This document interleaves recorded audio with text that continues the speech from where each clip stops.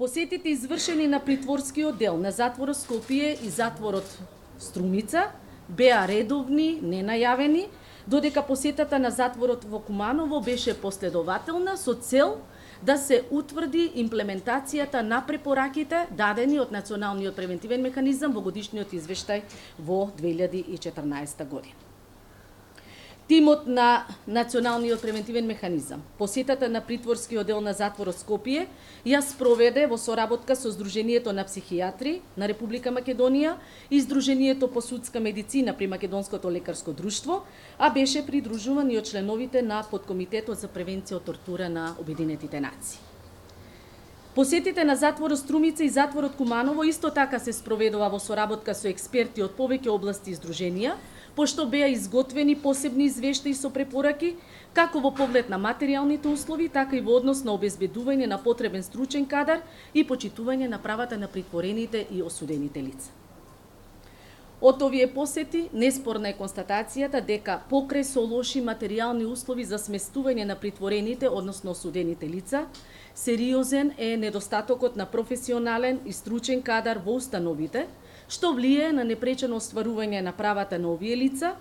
како и на ефектите на процесот на ресоциализација за време на нивниот престој во казнено-поправните установи. Затекнатите лоши материјални услови, несоодветната опременост на просториите за сместување, влагата и недоволното затоплување во просториите, нефункционалниот систем на повикување, се само дел од причините поради кои препорачавме превземање итни мерки за санација на објектите во кои е сместен затворот Скопје, особено делот за притворените лица. Изразуваме сериозна загриженост и во тој контекст упатуваме јавен апел до Управата за извршување на санкциите, како и до Управата на затворот Скопје, итно да преземат мерки за почитување на достоинството и интегритетот на притворените лица во овој затвор. Од причина што при посетите утврдивме дека претресите на притворените се вршат во дежурна просторија, каде што лицата се изложени на погледи и на други службени лица. А поради недостиг на женски кадар во втора смена, надзорот врз притвореничките се врши од припадници од секторот за обезбедување од машки пол, што е спротивно на Мендела правилата, кои предвидуваат жените затвореници да се чуваат и надгледуваат само од службеници жени, односно дека ниту еден машки представник на кадарот нема да влегува во делот од установата намене за жените, доколку не е во придружба на службеник жена. Во разговор со притворените од затворот Скопје, тимот на Националниот превентивен механизам доби информации дека често се случува притворените да бидат навредувани на етничка основа, особено припадниците на ромската етничка заедница, а неретко некои службените лица за време на претресите се однесувале на груб, понижувачки и дрзок начин. За овие состојби со посебен извештај ја информиравме Управата за извршување на санкциите, како и директорот на затворот, а во оваа пригода уште еднаш јавно апелирам да се испитуваат наведените сознанија, како и сериозните наводи за корупција во затворот, поврзани со продажба на мобилни телефони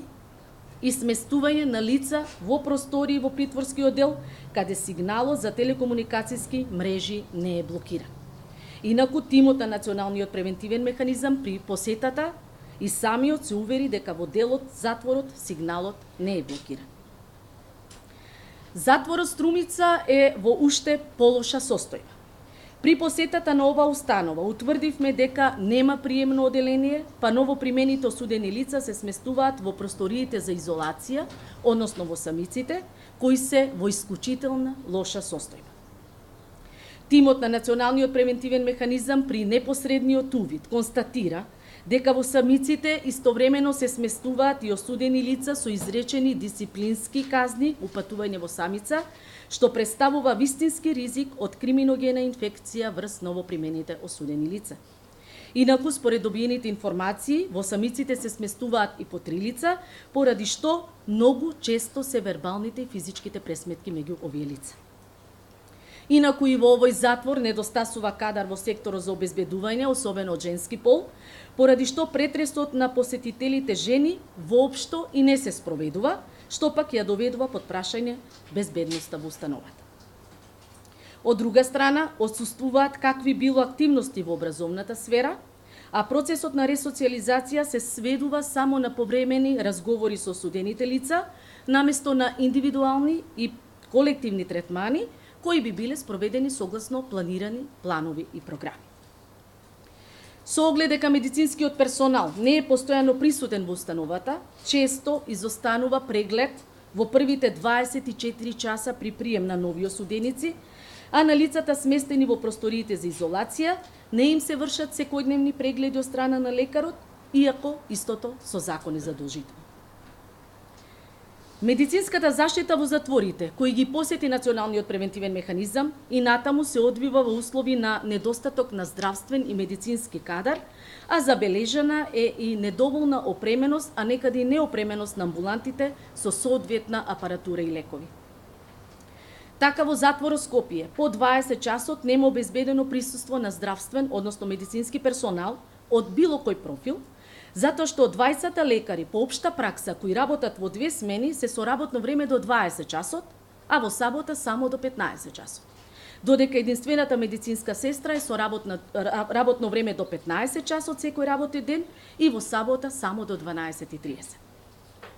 Уште понезадоволителна е состојбата во затворот Струмица, каде што еден доктор од општа пракса и една медицинска сестра од здравствениот дом Струмица доаѓаат само 2 пати во неделата, по неколку часа, при што според добиените информации, во просек бројот на прегледи во текот на еден месец е околу 60 на лица. Во овој затвор, здравствени услуги од страна на психијатар или лекар-интернист воопшто нема. Ниту пак е ангажиран стоматолог, а поради тоа што лицата не се здравствено осигурани, истите се принудени да плаќат за услуги во приватни стоматолошки ординации. Ако во затворот Скопје, во притворскиот дел, дистрибуцијата на лекови се врши од страна на вработени во секторот за обезбедување, во затворот Струмица на секое болно лице му се дава терапија за повеќе денови, кои тој самиот ја чува во себе, во периодот кога во затворот нема лекар, односно медицинско или здравствено лице, а за осудените лица кои примаат метадонска терапија, истата им ја дели службата за обезбедување. Укажуваме дека ваквата пракса во затворите е спротивна на упатството за пристап до лекар, дистрибуција на медикаменти и лекарски прегледи вон установата, поради што препорачуваме почитување на одредбата согласно која пристап до лековите има само здравствен персонал во установата.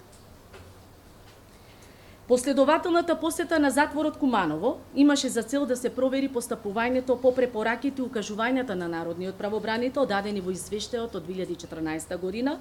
при што констатиравме дека поголем дел од дадените препораки не се спроведени. Имено, во затворот се уште не е решено прашањето со недостиг на вода, поради што во секоја просторија која што беше посетена од страна на тимот на Национален превентивен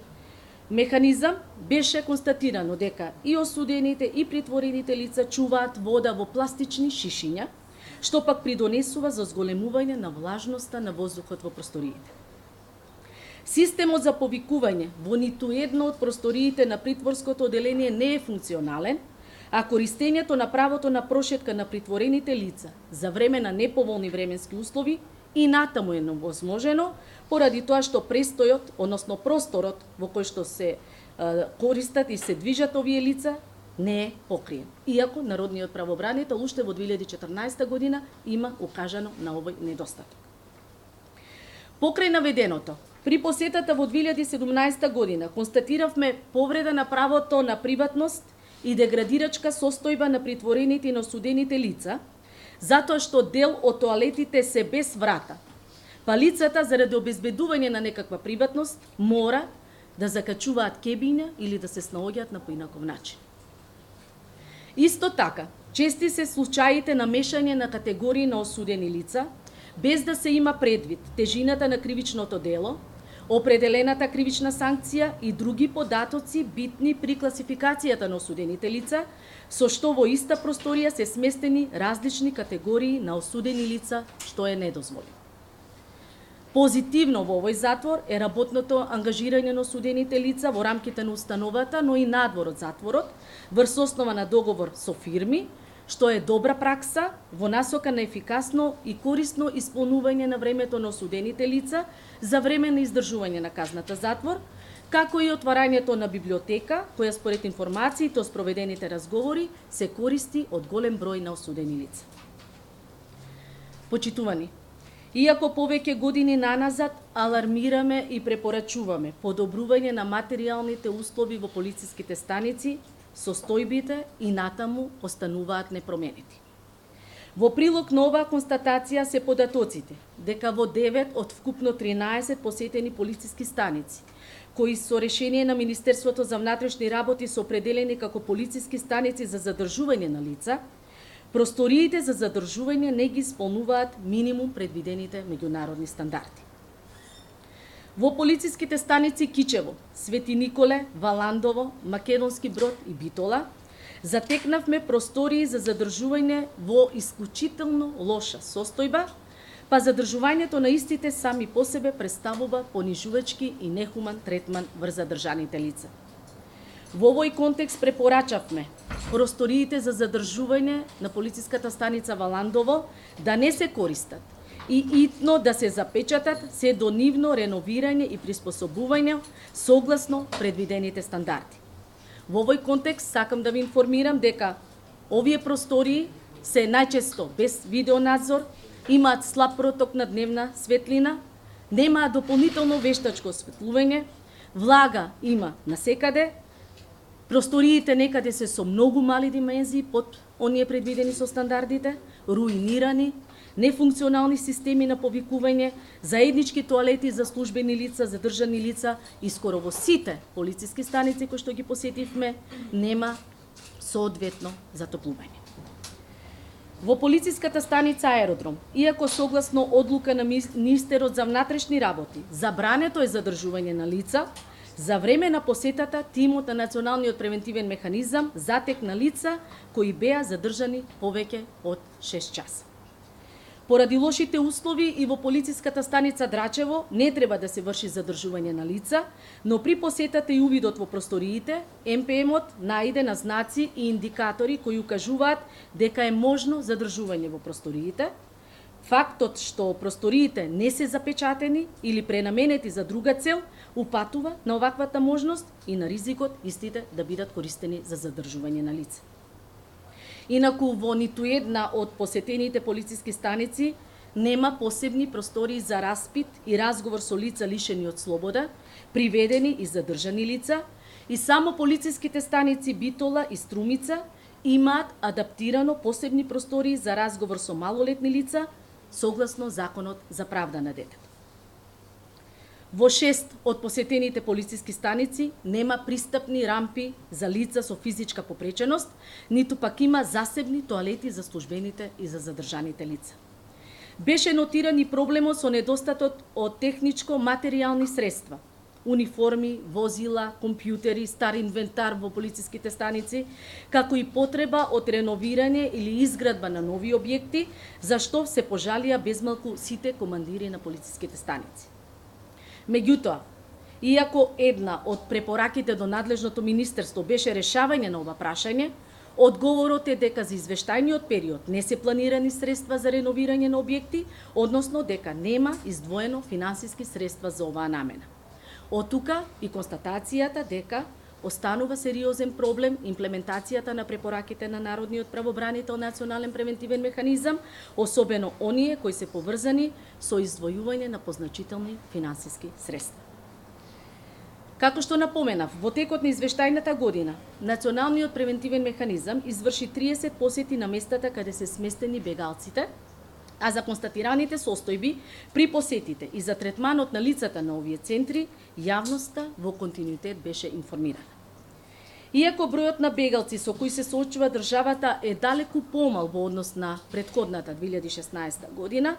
останува нерешен проблемот со групните депортации, кои Министерството за внатрешни работи ги спроведуваше во извештајниот период, без никакви формалности и почитување на предвидените законски процедури. Од страна на надлежните органи не беше постапено по барањето на народниот правобранител за доставување на видео записите од спроведената присилна депортација на бегалците сместени во Табановце во јули 2017 година, иако тимот на Националниот превентивен механизам од увид во истите неспорно утврди нехуман и нечовечки третман и однос од страна на полицијата спрема бегалците, меѓу кои имаше жени и деца, при нивното спроведување во возило.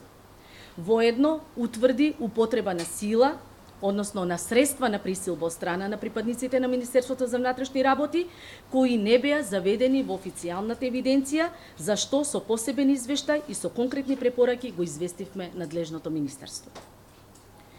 Од друга страна, посетите во село Ваксинци и Лојане, каде што постојано се присутни невладини организации со кои народниот правобранител соработува, покажа дека по затварањето на така наречената Балканска рута, значително се зголеми бројот на илегален влез на бегалци, односно мигранти во Република Македонија, што доведе и до зголемување на активностите на криумчарските криминални групи и на илегалната миграција со сите ризици по животот и безбедноста на мигрантите и на бегалците. Во посебниот извештај, доставен до полициската станица за граничен надзор Сопот, препорачавме целосно да се истражи постоењето на какви било евентуални врски на полициски службеници со одредени криминални криумчарски групи. Во прифатниот центар за странци продолжува праксата на задржување лица со решенија на Министерството за внатрешни работи заради утврдување на идентитет и покрај тоа што единствено надлежен да донесе решение за задржување, по тој основ е надлежниот суд. При една од посетите на прифатниот центар за странци, управата на центарот се обиде да прикрие информации за бројната состојба на задржаните лица, па при увидот во просториите, тимот на Националниот превентивен механизам затекна во заклучена просторија 5 бегалци од Сирија. За ваквото незаконско постапување ја информиравме јавноста, а истовремено упативме барање и до Министерот за внатрешни работи да преземе итни мерки за проверка и преиспитување на работата на центарот и утврдување одговорност на управителот. Следејќи го процесот на реадмисија, констатиравме дека Министерството за внатрешни работи во текот на извештајната година спроведе реадмисија на 40 бегалци, без нивно навремено информирање дека се во постапка на присилно враќање, при што истата ја спроведуваше и врз лица за кои е почната постапка за семејно обединување.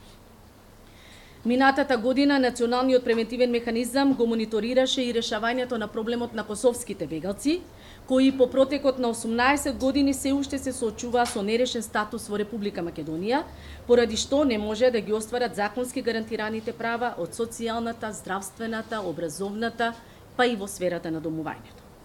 Во овој контекст, во насока на остварување на правата на оваа категорија лица, остваривме повеќе контакти со надлежни сектори и во Министерството за внатрешни работи и во Министерството за труд и социјална политика, Високиот комесаријат за бегалци, како и невладиниот сектор, а организиравме и 2 настана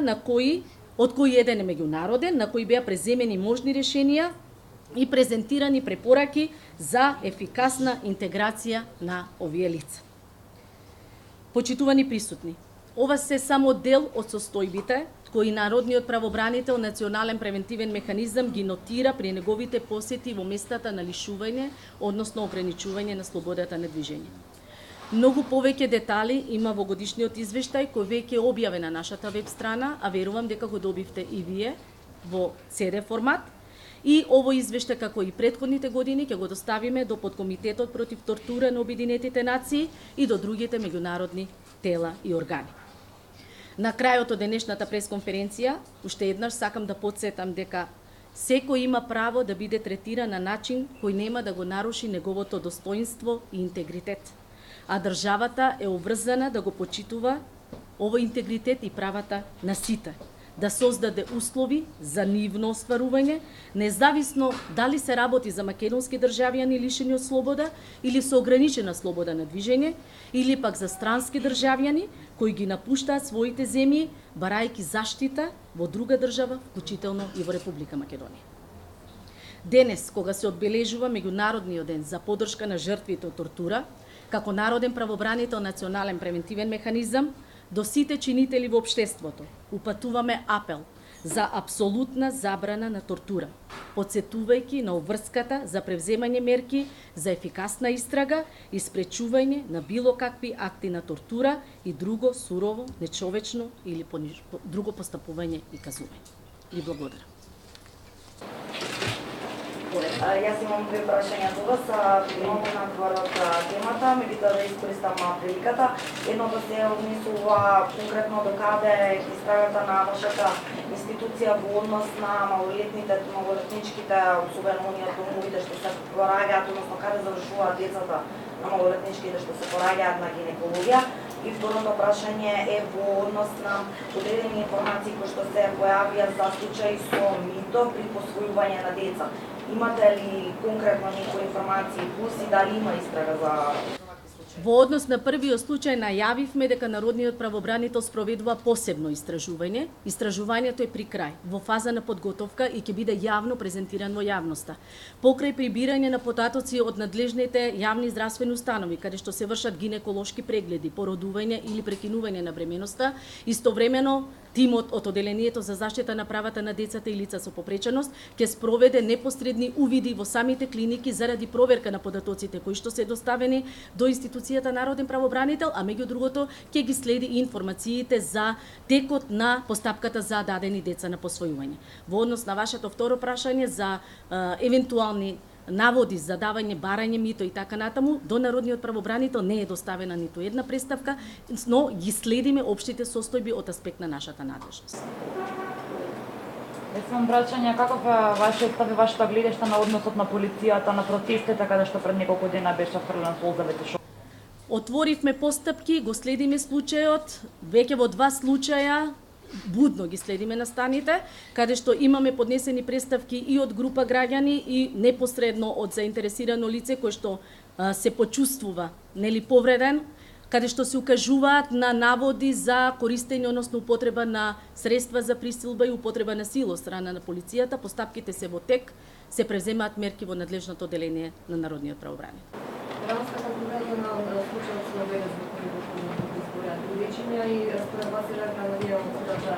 одговорноста и на социјалната сфера. Во нашите годишни извештаи многу често укажуваме на потребата од еден поинаков систем на социјална заштита. Систем кој што ќе биде достапен на вистина на оние на кои што им треба. Систем во кој што социјалните и други работници ќе бидат повеќе на терен и непосредно ќе ги утврдат состојбите за да можат благовремено да им помогнат на граѓаните. Ваквите состојби со трагичен исход